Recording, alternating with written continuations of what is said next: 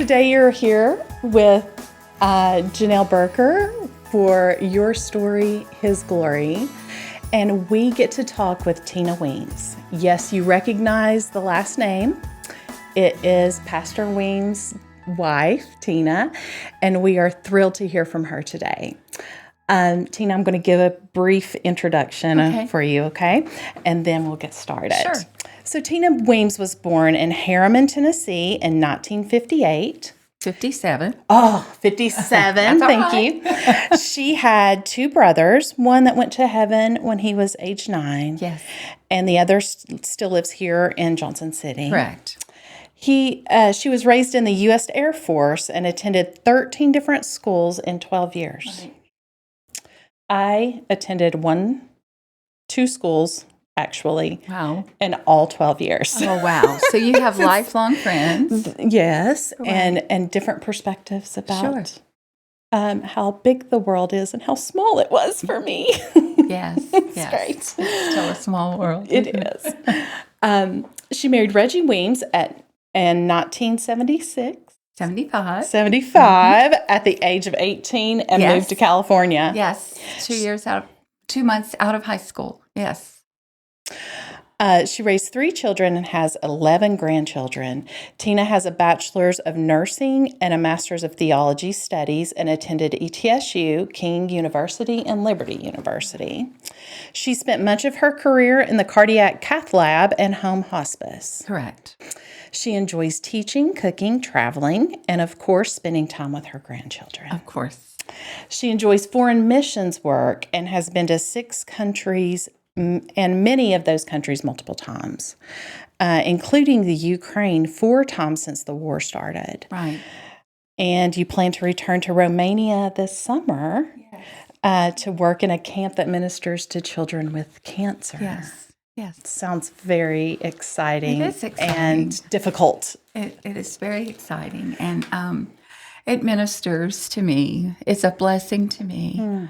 And I love that. I love that aspect of it, Janelle. That's awesome. I love that the Lord gave you skills that, like nursing, to be able to go and both minister to people spiritually and physically. It opens up a lot of doors. Yeah. To be able just to go in and do something. That's great. You know, sure.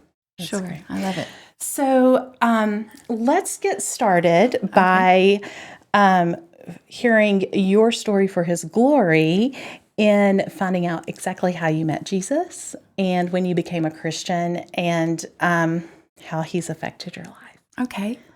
Well, I was raised in the Air Force and had lived for 2.5 years when from the time I was 10 till about 13 in Athens, Greece. That's where I met my husband.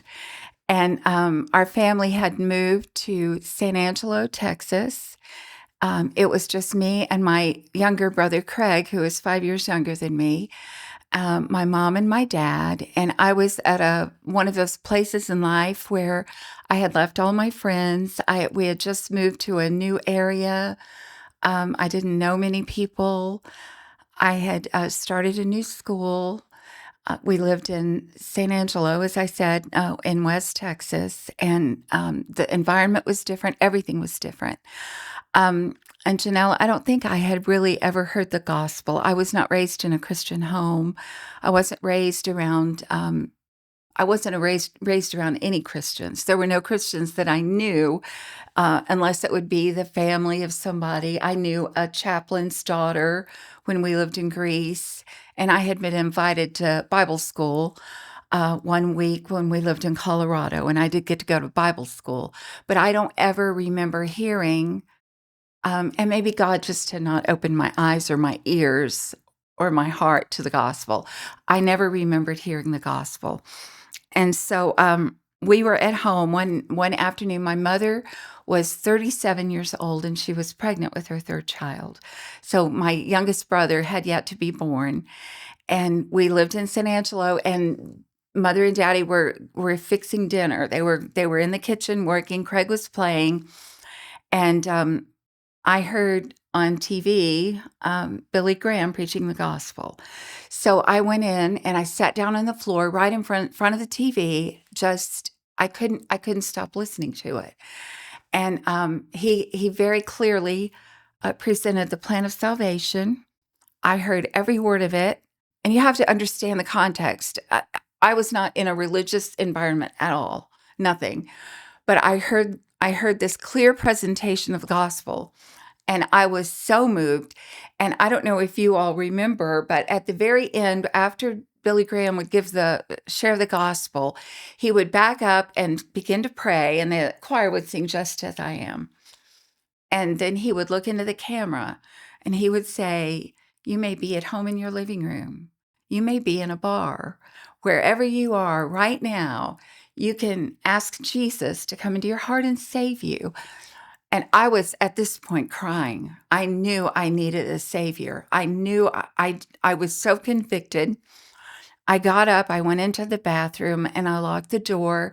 I got on my knees. My husband says I knelt before the throne, but that's but I knelt down and I asked Jesus to take my sin and to save me. I had no concept of what that meant.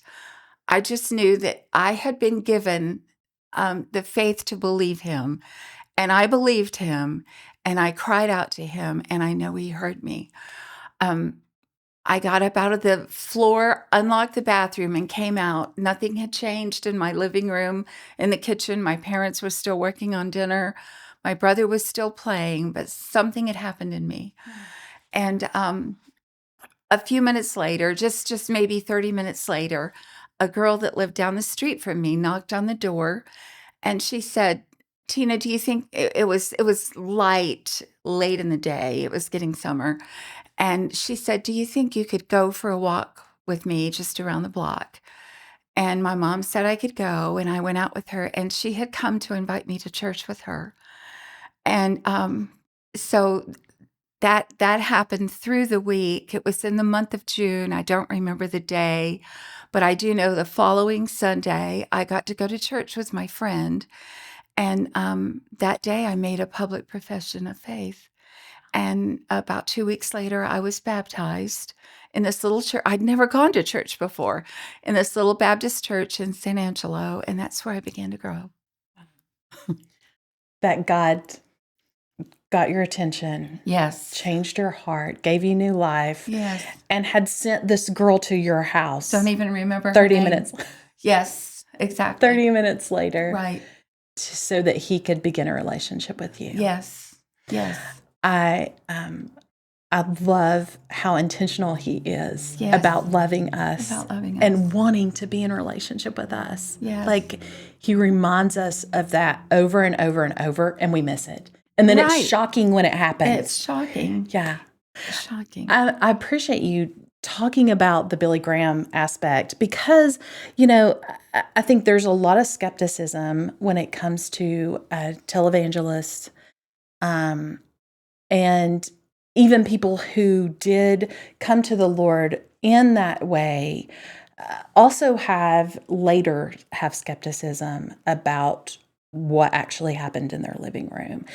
And you're here to say to people, the Lord can speak to your heart. Absolutely. Anyway. Absolutely. I still can hear "Just as I Am," and I tear up because it was real to me. The Holy Spirit drew me, opened my eyes, and opened my heart to him that day. And I still can see Billy Graham's face, right? I mean, it was as though he was only speaking to me. And I didn't understand everything about the gospel. I didn't understand justification, sanctification, any of I didn't even know those words. All I knew that Jesus was calling me, and I heard him calling, and I just responded in faith, and he saved me. And my life has never been the same. I've not always lived a good, perfect life, but something in me that was dead came alive, and I've never been the same.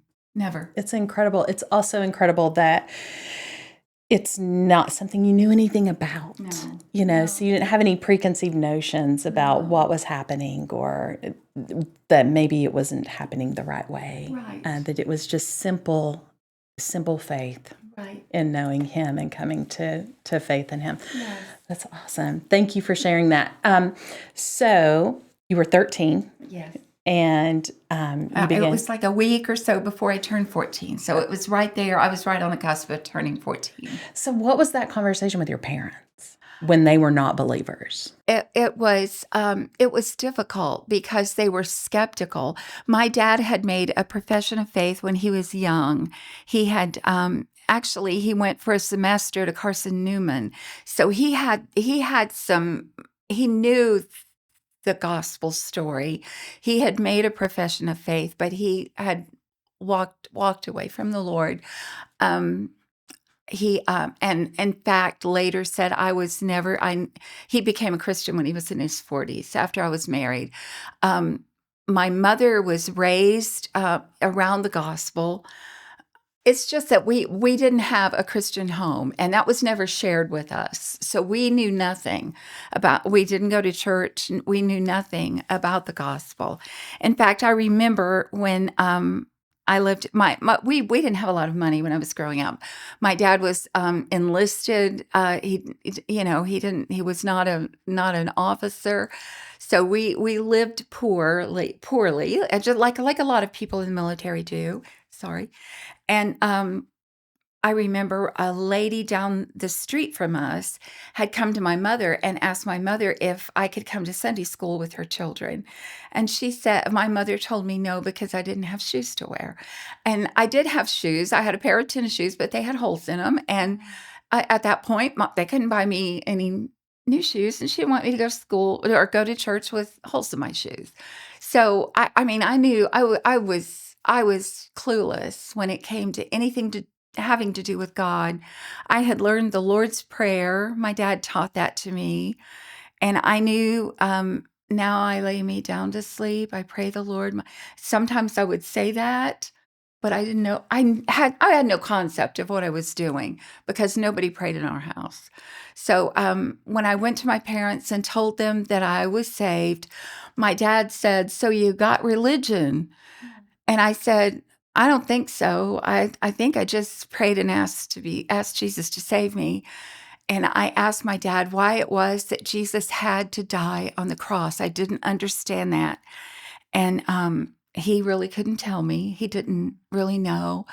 But when I got baptized a couple of weeks later, that Sunday night, they did come and they saw me baptized in church. And I was thankful for that. But that was the only time that they ever came to church with me until they believed and trusted Christ some years later. So I'm glad they supported you, even though they were not living that also. Right. So yes, they were good parents. Yes, they did support me. And they would take me to church or let me ride with someone. And so I got to be involved in youth groups and go to a camp. And even we moved a year later to San Antonio.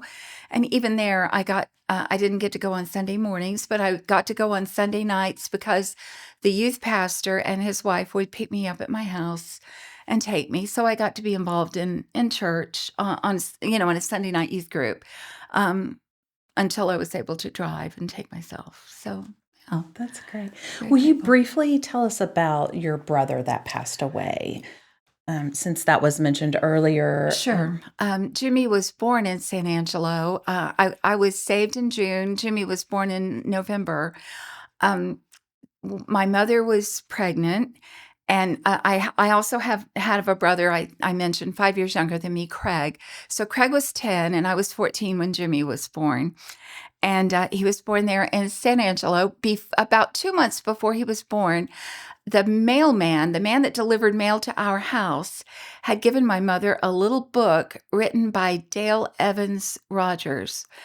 And I think it's Dale Evans, who was married to Roy Rogers, Dale Evans Rogers. And the name of the book was Angel Unaware. And the mailman, he just shared this book with my mom and said, I found this little book you might be interested in reading. Well, it was the story of her having a son, I think it may be a daughter with Down syndrome. I didn't even know what Down syndrome was. Back then, they called children with Down syndrome mongoloids. Oh. It was a very derogatory term. And in the book, she mentioned that, and she said that the proper term was Down syndrome. So we knew nothing. My parents knew nothing. I knew nothing about that, but I read the book, and it was written from a Christian perspective. And I think that was the point in the mailman giving this to my mother. It was written from this Christian perspective, and he thought maybe she would be interested in reading it. Well, what that mailman didn't know and what the Lord was doing was preparing our hearts, because my brother was born with Down syndrome. And he was born in November, and it wasn't until the 1st of January that the doctors in San Angelo realized, this was in 1971, that it wasn't until January that they realized something was wrong with Jimmy. So, and they picked it up by a heart murmur he had.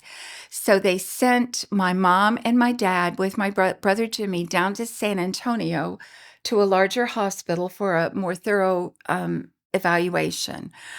And my brother and I stayed with some neighbors there that lived across the street. And our parents were gone for a few days. I remember they came back home. My mother was crying. She was hysterical. Came across the street and said, my baby is going to die. And our family really, the dynamics in our family changed at that point. My dad got a humanitarian assignment to San Antonio because they had a hospital there that could take care of my brother. He had a congenital heart defect, and the doctors gave him 6 weeks to 4 months to live. And so we moved to San Antonio. Everybody was from that point on, everything in our family became sad. It was just sad all the time. My parents were sad.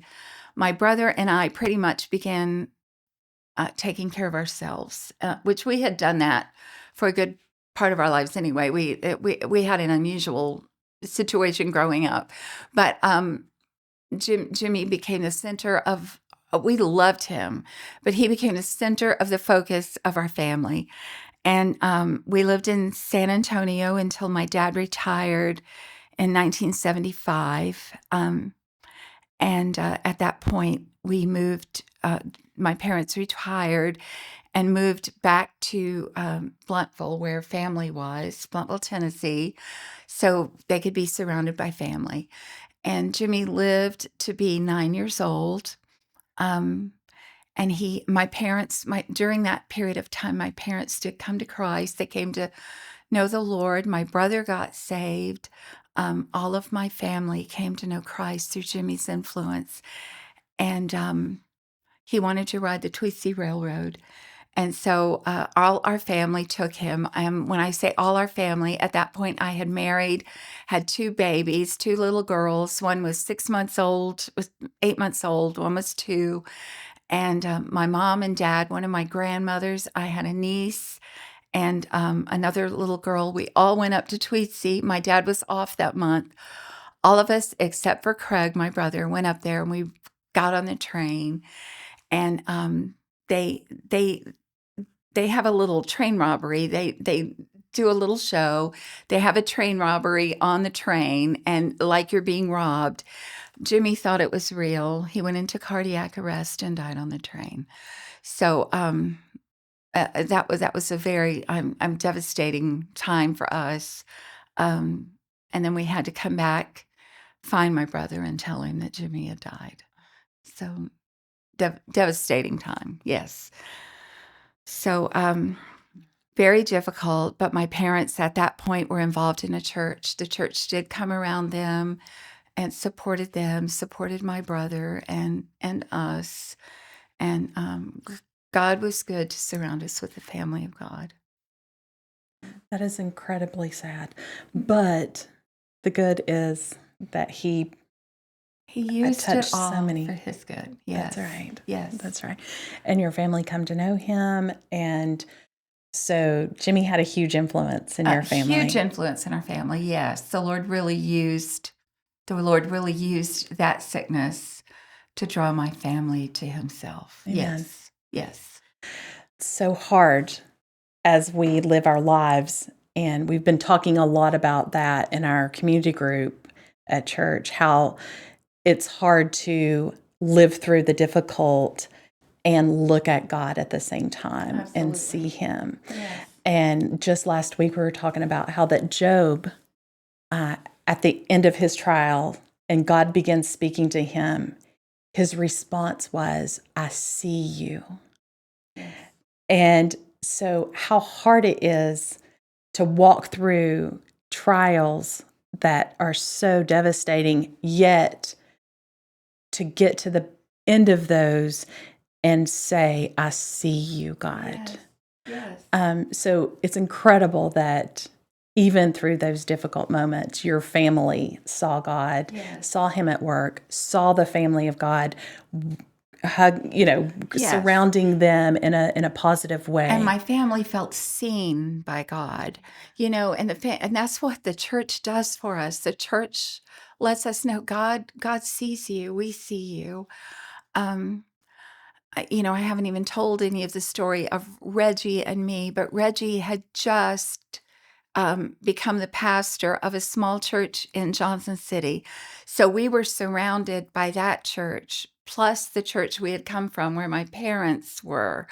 And we knew that God saw us, and we were surrounded by the church. And I don't know that any of us would have been able to pick up and go on. But I did see God work in a miraculous way in my parents' lives, that they were able to move forward. Craig was 18. He was grown. Craig was absolutely just so fragile at that point. And God just held him together. And it was difficult, but God really, he saw us and we saw him, and we were able to plod through and continue to grow. God has been prompting my heart to recognize that when we see him, we're seeing his character, and we're getting that understanding that we can trust him. Yes. We see his attributes and his faithfulness and his compassion and his love for us, Yes. that, we're not just going, oh, there is a God. Yes. We're saying, oh, there's a loving God. Loving God. There is a compassionate God. There's a God that, yes, he created the universe, but he holds my heart. Yes, he does. Yes. And so, that personal reaction and understanding of him, Yes. and draws us deeper. And sometimes we recognize that it was so worth it. Yes. Yeah, yes. And even Jimmy's life, he lived 9 years. And he was sick for 9 years, but he just had so much love to give. I don't know if you've ever been around a child with Down syndrome. He had so much love to give to us, and we all, my parents, needed that love so much. And it's just love that is, it's an abandonment kind of, he'd throw his arms around us. I love you so much, and kiss us right in the face. And, I just love you so much. And all the time wanted to sing and just play. And when he died, it was a huge part of our hearts were just died with Jimmy. But God was able to fill that void. He did fill it for us. And watching my mother and my dad walk through that, I didn't know how that was going to influence me and help me in years to come when my own son died. Such a blessing. That was the direction I was thinking that we would go. And let's talk about you getting married first, Yes, because I know back a little all bit. of the listeners want to hear about this love affair with Reggie Weems and how this actually came together. But yes, I do want to connect those Sure. two experiences and how that God had prepared your heart for that. Absolutely. So you were 18 and had graduated high Yes. school. I met Reggie when I was 10 years old, when we first moved to Greece. He also had first moved there, and he was playing Little League baseball. And I just saw him, and I thought, I like him. And I've told people I was I when I was 12 years old, I was 5'9". I've never grown an inch since then, but I was taller than every other boy. And I really liked Reggie because he was taller than me. And I remember thinking, there's a boy that's taller than me. But I remember I knew him from the time I was 10.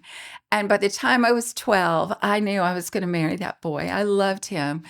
And our parents got to know each other. We grew up in very similar circumstances. Both our dads were military. My mom was a stay-at-home mom. Reggie's mom worked, and they also had a country band. Reggie's parents did, and they sang. They had a band. His mom was the lead singer, and his dad organized the band.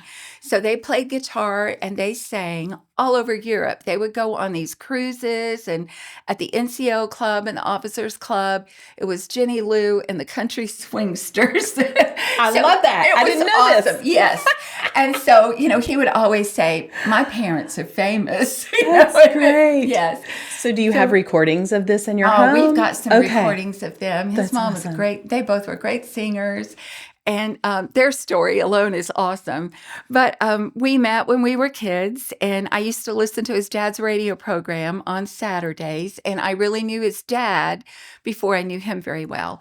But I loved Reggie. He's the only boy I ever loved. And when we left Greece, when I was 13, my heart was just broken because I thought, that's the boy I love. I want to marry him. How can I leave him over there and move to Texas, But I didn't know that when we moved to San Antonio, my family would live 2 blocks from his because his dad had retired. His sister had moved to San Antonio and they had a grandchild.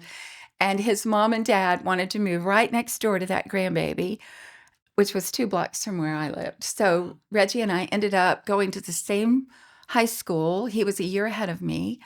I lived inside the 2-mile mark from school. He lived 1 block outside the 2-mile mark. So he could ride the bus and I couldn't. But he walked me to school every day and walked me home every day. And then when he graduated in 1974, he said, as soon as you graduate, we'll get married. We had no plans. We had nothing. So he went into the Air Force so that we could get married. He went in December of 74.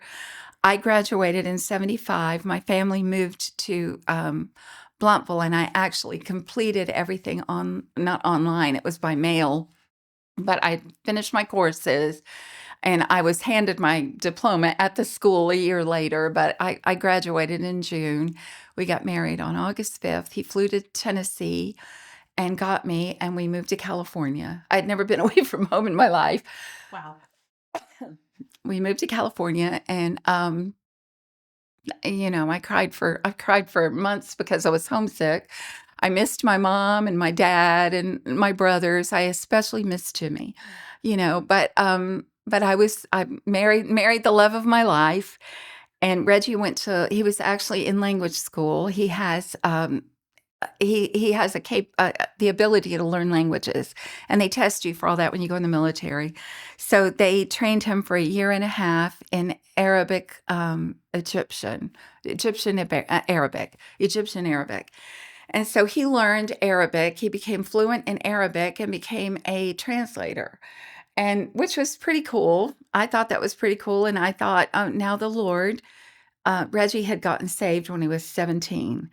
So we got involved in a little church, and I thought, now the Lord is going to send us to Egypt as missionaries. And Lord, I don't want to go to Egypt. It was that kind of thing.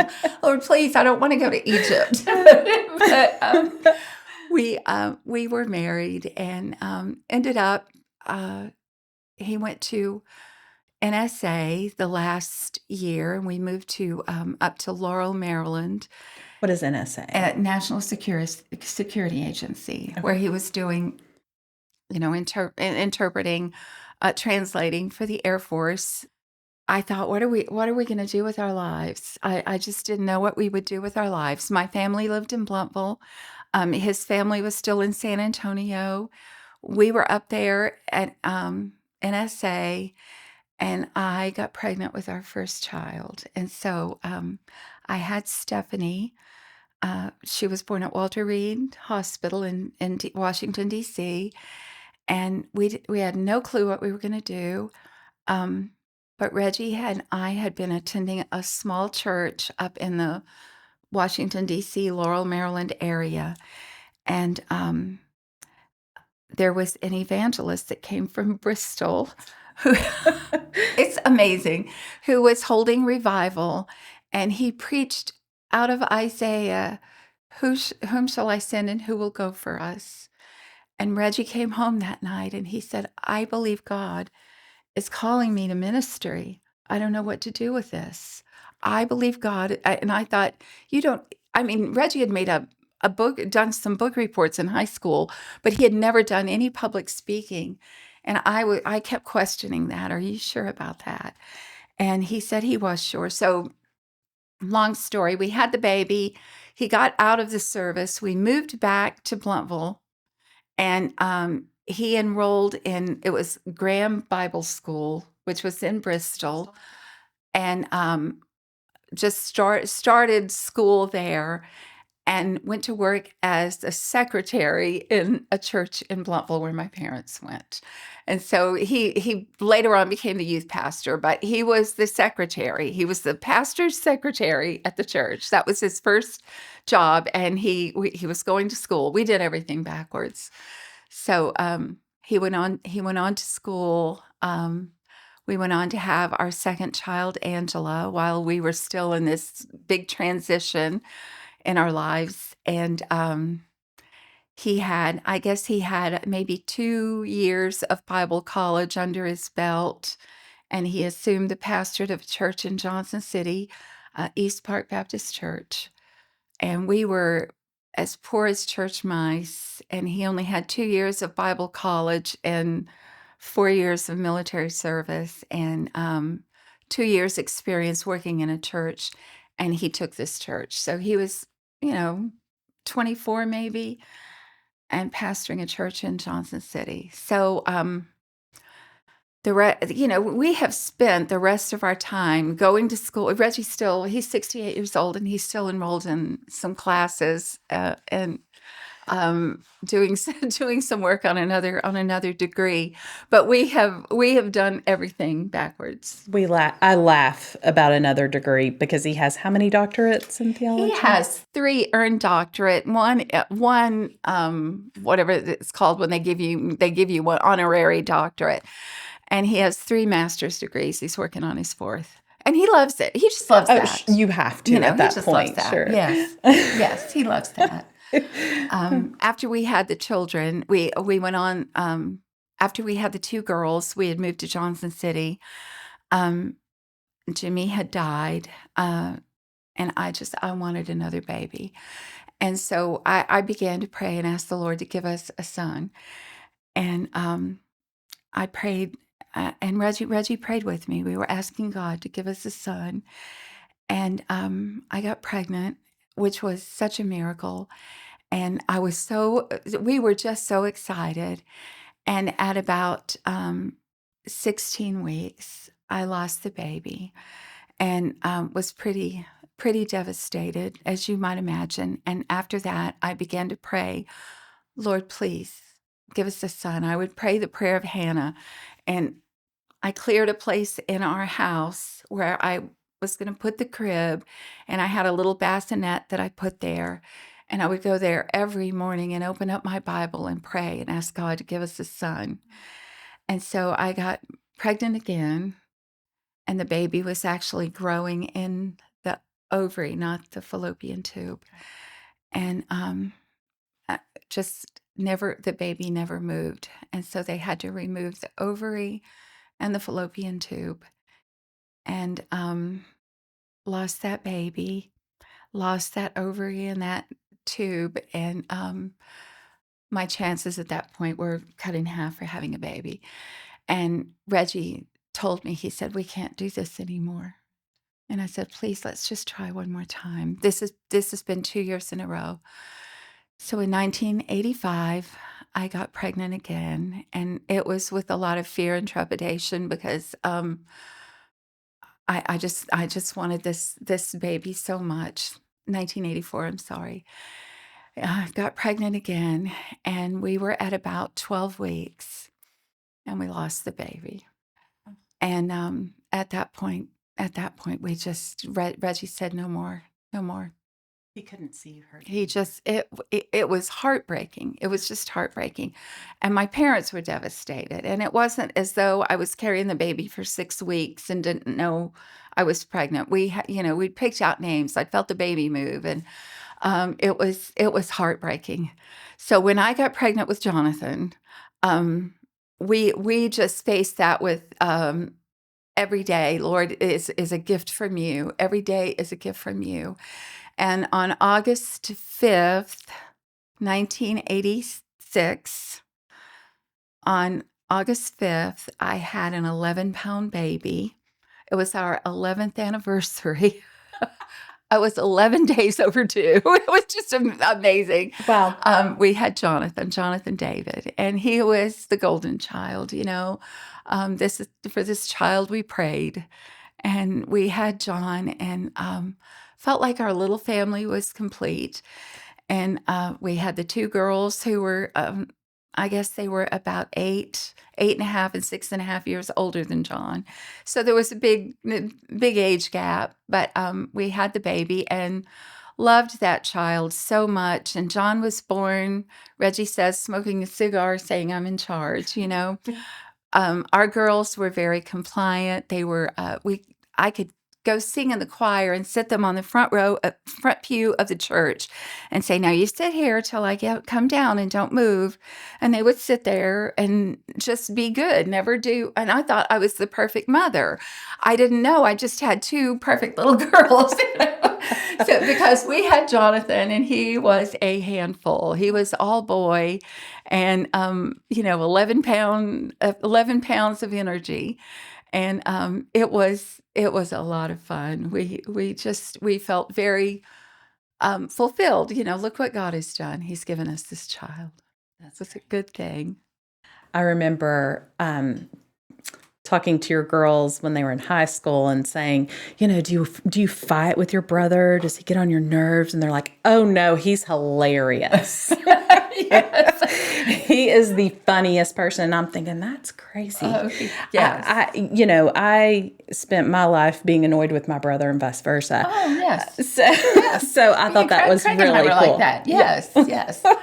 Yes. They loved Jonathan, and Jonathan loved them. And he did annoy them, but he would tease them, and they teased him, and the age gap was just enough for it to be a fun thing. The girls were very close, and then they had Jonathan, so it was like a little toy. Yeah, they dress him up and play with him. Oh, Yes, sure. yes, It's so fun. it was fun. It was fun. When Jonathan was 4 years old, I after he was born, I started nursing school, and I was going to school, taking care of him. I didn't want to put him in a daycare. I had worked in a daycare for a little while, and I didn't want to put him in. I wanted us to be able to be with him. So we worked our schedule out. So I was able to go to school and be home with Jonathan. And it was a good thing. And when he was 4 years old, we came to Heritage Baptist in 1991. And, he grew up at Heritage. He was 4 years old, cut his teeth, so to say, on the pews of the church, and grew up here. And this has been home since 1991. Yeah, yeah. And so you all were, how old was the girls whenever you all started? Well, Angela, oh, their kids still think they're 10 years younger than they are. The girls, they don't tell them how old they really are. Oh. So Stephanie was born in 1978. Angela was born in 1980. Their birthdays are December 21st and December 23rd. So they're 2 years and 2 days apart. But I think that makes Angela 44 and Stephanie 46. Although their kids think they're 34 and 36, so they can't listen to this podcast. Well, I was going to say, they're not going to do the math. Like, they're kids. Like, Oh, it's so funny. But It's you so did the funny. math for them, so. I do the math for them. So the girl, however old the girls were at that point, I think they were like maybe 10 and 12 or 9 and 11. They were still they were just going into the youth group, and Stephanie was just going into the youth group when we came here, and it was fun. It was a lot of fun. It was a bigger church. Everything was new. Um, but I had learned we had spent 10 years at East Park Baptist and with Reggie as pastor and I as the pastor's wife. And we had done a lot at East Park. It was a smaller church. And so we did a lot. Like I worked the nursery and children's church and sang in the choir, did the women's ministry, taught a ladies class, just did a lot. And so I remember when Reggie was being interviewed here by the pulpit committee, they had interviewed him 2 or 3 times, and then they asked me to come in. And I was so nervous about what I was going to say. And I felt so intimidated by all of these men in these suits. And there were some women in there, and they all looked so professional. And I felt like this young child who knew nothing. I really did. And I remember I was sitting in a chair in the middle, in a circle with them all around me, and I was in the middle. And one of them said, "What do you feel like your duties are going to be as the pastor's wife, should we choose to hire Reggie as our pastor?" And I said, "Well, I really feel like what God has called me to do is to pray for him and to make sure he has a hot supper every night and a clean shirt to wear." And they liked the answer, I guess. They hired him. So and then I didn't have to come in with all the expectations of, doing this and doing that. I could just be a mother to his children and a wife to him. And that is really what God had called me to do. And I'm so thankful for that. So the things I get to do at Heritage now, I get to do because God called me to do it. And because I feel that desire to do it, not because there's any compulsion, because the church has never put that pressure on me, and I'm so grateful for that. It's been a great ministry here at Heritage. Yes. That's wonderful. And, I have always been of the mind, if you are doing something that the Lord hasn't called you to, you might be in the way That's exactly right. of someone Yes, who because he did call. yes, I have been in that place before, so I know that. Yes. So, as you have been here, I know you've been here for 33 years. 33 years. So, I mean, that's 3 lifetimes, right? It is, absolutely, yes. And you've seen lots of pieces, good and bad. Yes. And I know that people are given some information about the church history in the new members classes. Yes. I have been here since 2000. Okay. So 25 years. A long time. Yes. Yes. We have known each other for a long time. A very long time, Janelle. And so we have walked through some difficulties at our church. And was it 2008? Yes. Was big, difficult time in our church where there was a split, and that is mentioned in our new members class. And what I want to ask you is, that was a lot of your life spent with people here at this church, learning and growing with them. How did that affect you? How did you come to Sunday school or come to church every Sunday and keep going? Well, it was very difficult. I want to mention that at that point in time, our son Jonathan was not in church, and I had gone. I went to the deacons. We were not an elder led church at that point. We had deacons, but I did go to the staff and the deacons um, in a group setting and asked them, please, not not to bring my son into the conversation that was going on at the church because I didn't want to do anything that would hinder his walk with Christ. I was fearful of that because Jonathan already had turned away, and I was just fearful of what that would do to him. And everybody involved was so respectful of that request and so good about that. They continued to love Jonathan, and they never brought the fact that Jonathan was not in church into the conversation. And Jonathan was an adult at that point. He just had not, he wasn't coming. And I was really grateful for that. We had a daughter at that point. Stephanie was living in Virginia Beach, and Angela was local. She lived around here. Um, Reggie and I found out what was going on. We had been at church one Wednesday night, and that night after church, we went to Ridgecrest just for just a personal little retreat, the two of us, because things seemed to be getting heated at the church. There was just a lot of there seemed to be a lot of division. And Reggie got a call that night from a member here that really filling him in on what was going on. That there are a group of people that are about to leave, and just want to make you aware of that. And so he did get a heads up and was able to make some phone calls while we were there. And I was thankful we had that time away because it gave us time to be a little detached and to pray and kind of prepare ourselves for what was going to happen. Um, and I think in the end, what the big controversy was what is a Sunday morning service for? Is it for the believer? Um, is it for Christ, or is it for the unbeliever? How are we going to gear our services? What do you believe about that? What do we believe about that? And we had Reggie really believes, and I believe that Sunday morning is for the edification of the church, for the believer, and we come together and we worship God.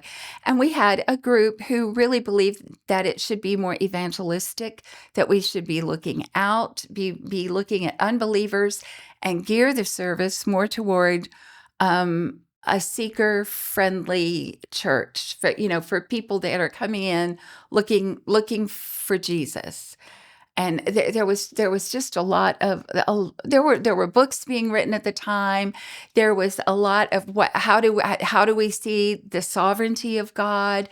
How are we looking at God? And what do we believe Sunday morning should be?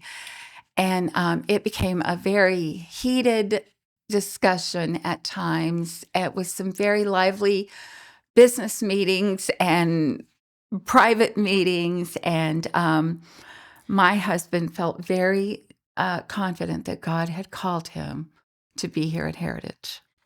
It's interesting because since years past of that, I recognized things that I have read and podcasts I've listened to, things that I realized that were going on nationally in the Christian movement, Yes. how that affected Little Johnson City, It Tennessee. did. It absolutely did. And how the other Christians were looking at and questioning what should we be doing? What is our role as Christians? Yes. And it's really interesting to see how we can get distracted from the Absolutely. gospel. Yes. Yes. That's not to say that the people that had a different view were distracted from the gospel. They No. had a different view of the gospel. Yes. And how that should be done in the church. Right. But it was very much a cultural thing that was going on in the nation. And it was helpful for me to recognize that, to realize it wasn't anything personal. It felt personal, It felt but it was very not. personal. You're right. It felt personal because these people had become our family. Yes. I mean, these were our. This was our family. We had worshipped together. We'd raised our children together. We'd gone on retreats together, and now they were leaving. And we lost 3 staff members, and I mean, in the end, with families and all, probably 200 people left on one Sunday. It was devastating. It was devastating. My daughter that lived in Virginia Beach drove home to sit with us in church that Sunday morning because we didn't know what was going to happen. We know pastors who've been escorted out to their cars. We didn't know how this was going to shake out. We didn't know. Stephanie came home and sat with us. Angela came from the church she was attending and sat with us. Jonathan came to church that Sunday and sat with us. We sat in the row together and we all cried. We all cried because this was our family. And we watched these people leave, and it was hard. And I'll be honest with you, Janelle. At that point, I wanted to leave. It didn't feel like the heartache was just so hard and so painful. I wanted to go, and I begged my husband to go. And we talked long, and we prayed long and hard about this, and we sought counsel, and we met with small groups of people from the church. We met in one of the basement rooms over in one of the buildings we used to have in the manse. We met 3 times a week for several weeks with small groups, just hashing out what is happening. What are we doing? What do you believe? Where do you stand? Where are we going to go from here? And I honestly, to be honest, I wanted to run away from it all because I'm not a fighter. At least I was not a fighter then. I wanted to run from it, and Reggie felt strongly that the Lord had called him here and that he would be abandoning the flock if he left. And so we stayed, and it's probably the best decision we ever made, you know? So when I was here and seeing those things, we had some connections, but with probably a small group of people within the church. Yes. But still seeing those people that you respected greatly, and that you had been teaching their children, all of those things, seeing them go was very painful for me. Yet I didn't have the connections that you did, so I know the hurt. We walked through that hurt. You did walk through it, and you had a lot of connections. You know how it hurts. It's Yes. like losing a family member. Yes, and another person that was walking through that at the same time said it's divorce. I've been through divorce. It's divorce because we still see them. Yes. We still go to Walmart. We still go to the to the place to eat, and we see them, and we have to smile and be Jesus anyway, represent Him. And people in the community had questions, and it just kept getting more difficult, just like in a divorce. Like, who was at fault? Why did that happen? So that was helpful to me to realize you can hold your head up and you can keep walking. I do want to give a big shout out to Mindy Young. Mindy, Love Mindy.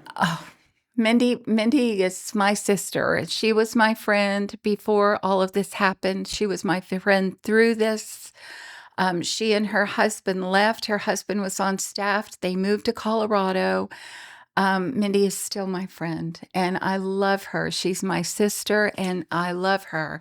And she, even during some of those hard meetings, Mindy said, "I want to sit with you," and she's my sister. And some of those relationships have stood the test of time, and we've walked through fire together, and we still love each other. So I'm so grateful for that. So grateful. It's a family of God.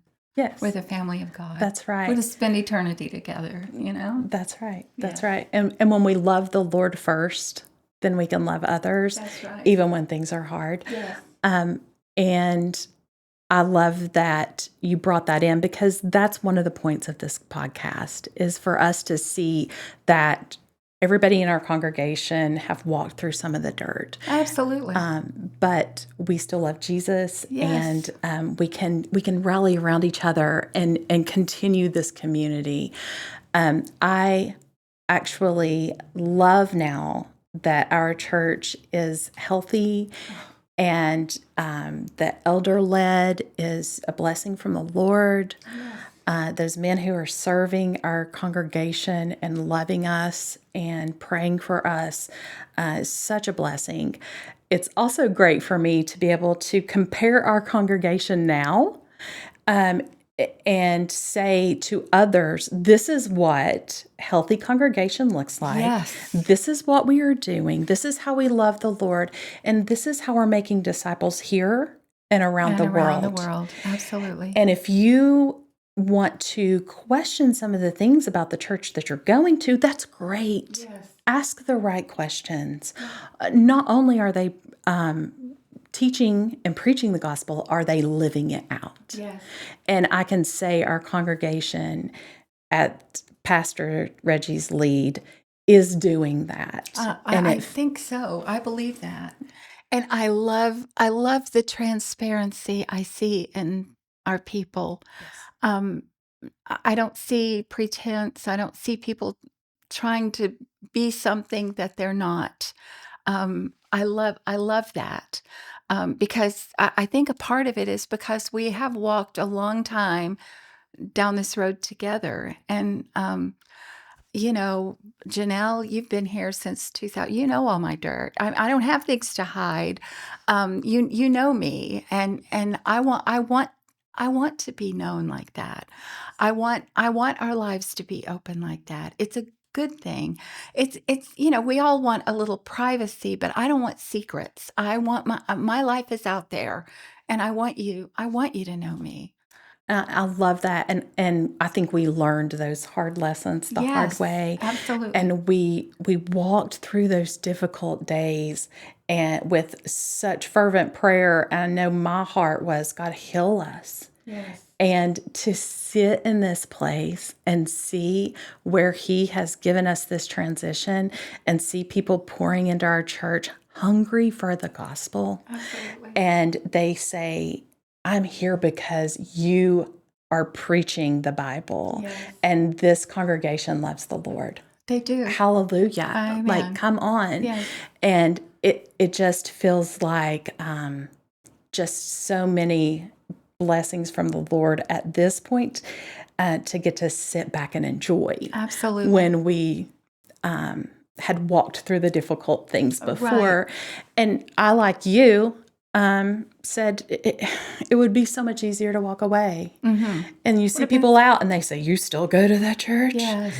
And, my husband, like Pastor Reggie said, I just don't think the Lord is opening the door for us to do anything different. Right. And you had a lot of friends go. Yes. Yes. Yes. And had lots of invitations. I'm sure you did. Yes. And we just said, we're here to follow the Lord's guidance, and we just can't. Yes. Like, it would be wrong. I'm not saying you are wrong for leaving, but for us, the Lord has not given us the green light. Yes. And we're praying about that. We're asking Him about that a lot. Sure. And so Yes. we just try to be faithful, Absolutely. even if it's difficult. And I'll tell you, that was in 2008. Both of my girls were expecting their first babies at that point. They had their babies 5 weeks apart. And the church, all the church, we were all together, gave them both a baby shower. And I remember everybody was there. And a group of women gave both the girls high chairs for their babies. They're beautiful little wooden high chairs. Well, Stephanie ended up, my oldest, had 7 children. And she still has that high chair sitting by the table. It's old now. It was 2008. This is 25. It's old now, but it's beautiful. And she's not aware of it. But every time I look at that high chair, I think about heritage, and and that big family, that the big family before this, before all that happened. And it's precious to me. It's the family of God. It's precious to me. Amen. Yeah. Yeah. So, yes, we walked through that, and we have, how many years later is it? And, I feel like I looked around at the church on Sunday, and we're pushing the walls out with people again. So I'm thankful for what God is doing. That's so good. I'm so I think grateful. we had to walk through the difficult things to recognize what the great part is as well. Absolutely. Yes.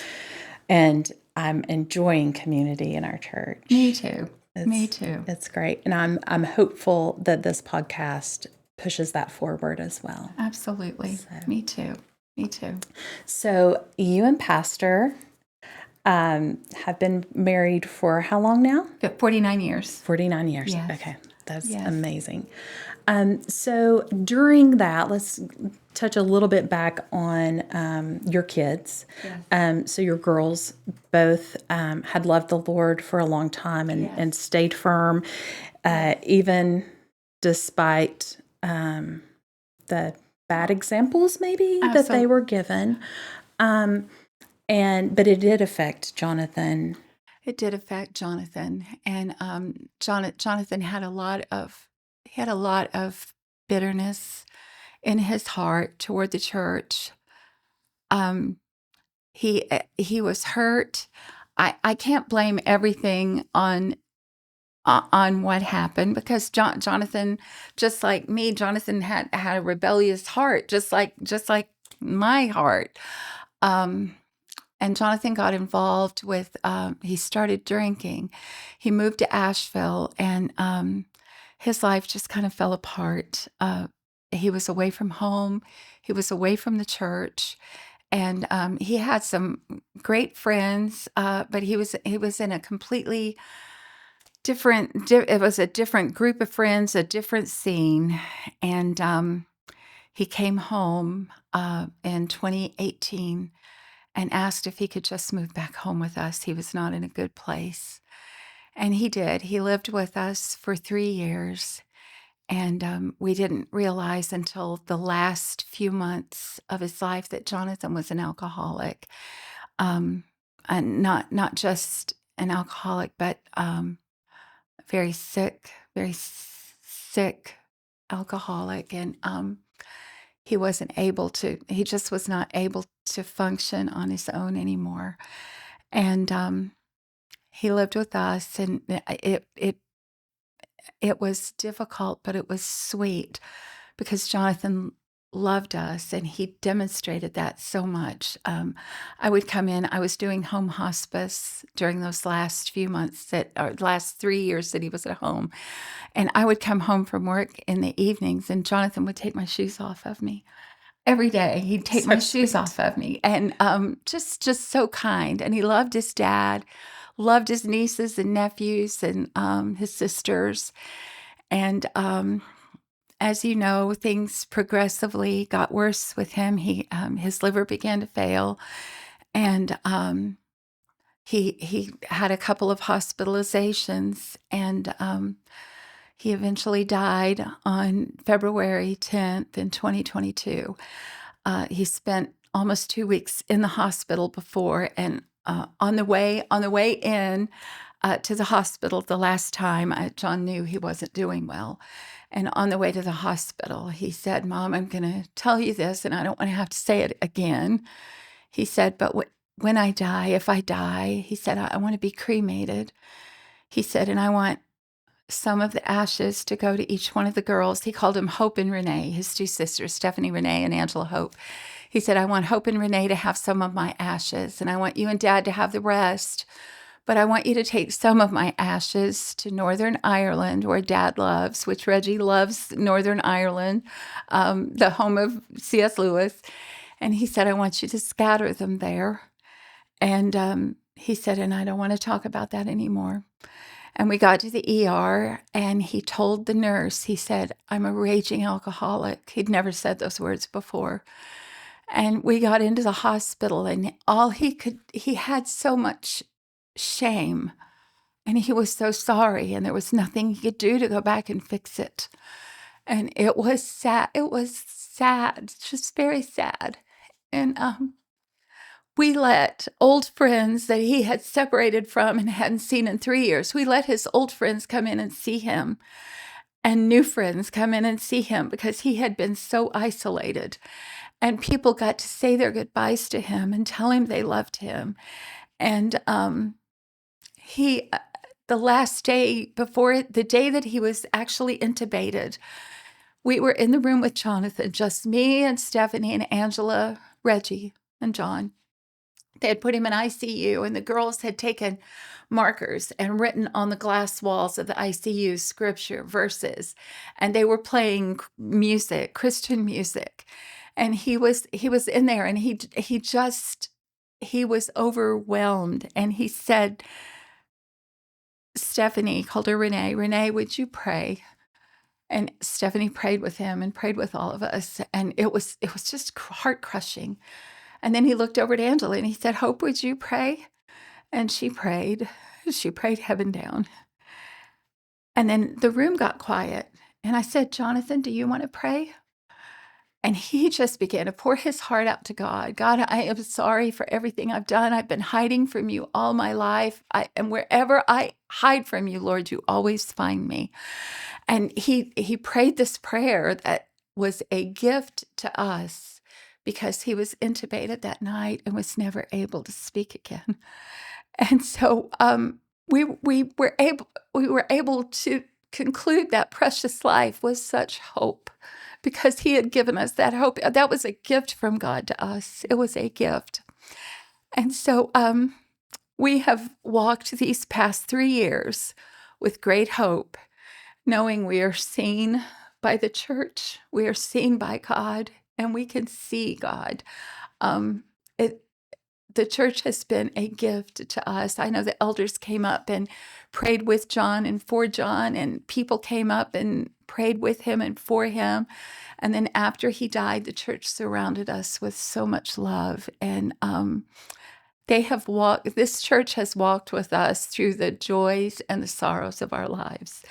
And, we're getting older. We're 67 and 68, and they continue to walk right with us. And it's just been a journey that nobody should ever have to miss out on in their lives, to have the church walk beside you, to know the Lord is with you. Amen. And that we can see his love from other people Absolutely. that have his spirit within them. Absolutely, yes. That's great. Yes. Thank you so much, Teana, for sharing your heart and your experience and the good and the bad and the difficult with Heritage Baptist. Thank you, Janelle. Thank you. I didn't know if I could talk this long, and now I feel like I haven't even scraped the end of the tip of the iceberg. I feel like we need episode 2.